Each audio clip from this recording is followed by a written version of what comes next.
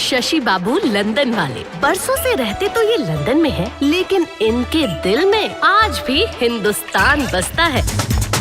और ये हमन उनका नलायक बेटवा विजय बाबू। सर आपसे ज्यादा नशा तो तुम में है।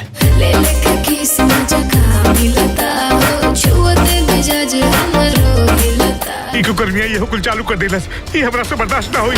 चुम के उठ लिया तो लहगे की जान मीठा पान खैनी जी। शशि बाबू के एक ही गो अरमान बा कि बेटा के शादी में ऐसा धूमधाम से तड़का लगाए कि पूरा लंदन को हिंदुस्तान के रंग में रंग दे। Shut up, you idiot! You are a नौकर। जब दिल में ऐड कर लिया है तो अपनी फैमिली में भी ऐड कर लो। कैसने बीमारी तिहला सब नींद चैन ले लिहला रे पिया।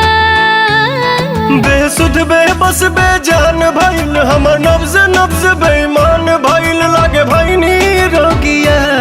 मद मस्त मलंग भइल मन जोगिया। जिस व्यक्ति को मेरे बिजनेस की कदर नहीं है उसके लिए यहाँ पे कोई जगह नहीं है। बेटा दुनिया के कौना भी लड़की से ब्याह कर, बाकी घर में तहर ब्याह ना होए देव। वहाँ तेरी शादी नहीं होगी। एक्सक्यूज मी, उससे बेहतर 1000 लड़के खड़े कर दूंगा, लेकिन विजय जैसा प्यार करने वाला कोई नहीं मिलेगा। ना तू बेटा के बाप माने राजा भोज। महाराज पापा मुझे ये प्रस्ताव स्वीकार है। तेरा मिलना ही सब कुछ न कुछ पाने को बाकी है। तुझसे ही सांस आती है जीने के लिए तू काफी है।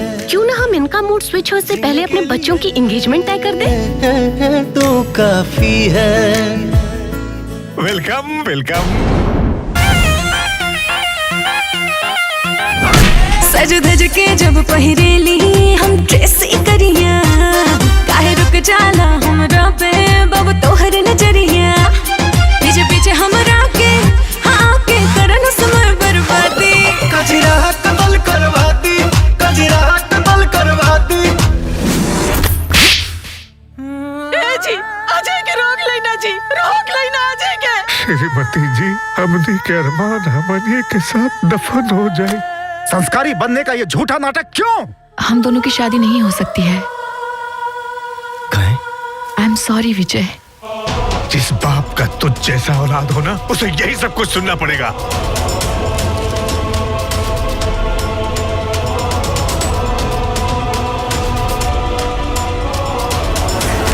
बच्चा लोगन के परवरिश लंदन में कैदी और उम्मीद श्रवण कुमार के।